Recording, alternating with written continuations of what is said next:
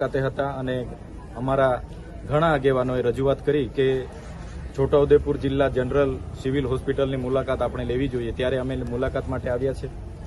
અહીં જે પણ મહેકમ પ્રમાણે સ્ટાફ જોઈએ એ સ્ટાફ પૂરતો નથી, એના ટેકનિશિયનો પૂરતા નથી અને જે સ્ટાફ નર્સો છે એ પણ ટ્રેનિંગમાં છે, એવા ઘણી જગ્યાઓ ખાલી છે.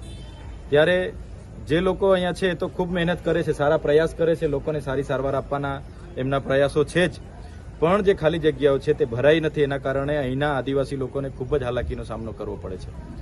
જે પ્રસૂતિ વિભાગ છે એની મુલાકાત લીધી છે, એમાં આજે પણ ગાયનાલોજિસ્ટ નથી, એટલે એક્સરે મશીન પણ બંધ હાલતમાં છે. અહીંયા સિકલ સેલ એનેમિયા ચકાસણી માટેનું મશીન બંધ હાલતમાં છે.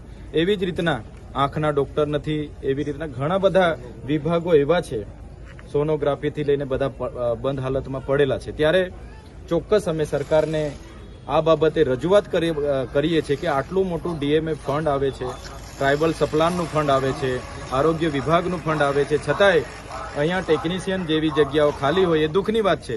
અહીંયા જે પણ એજન્સીઓ કરાર આધારિત કર્મચારીઓની ભરતી કરે છે એનું અહીંયા કોઈ ધ્યાન નથી, એ સમયે ભરતી પણ નથી કરતા અને ઘણા કરાર આધારિત કર્મચારીઓની રજૂઆત છે, એમને ટાઈમે પગાર પણ નથી મળતો અને પૂરતી સેલરી પણ નથી મળતી અને શોષણ કરવામાં આવે છે. ત્યારે અમારા આદિવાસી જિલ્લાઓમાં અહીંના લોકોને મૂળભૂત પાયાની સુવિધાઓ પૂરતા પ્રમાણમાં મળે, નાની નાની બાબતોમાં વડોદરા જવું ના પડે, એ બાબતને લઈને આવનાર દિવસોમાં અમે સરકારમાં રજૂઆત કરીશું.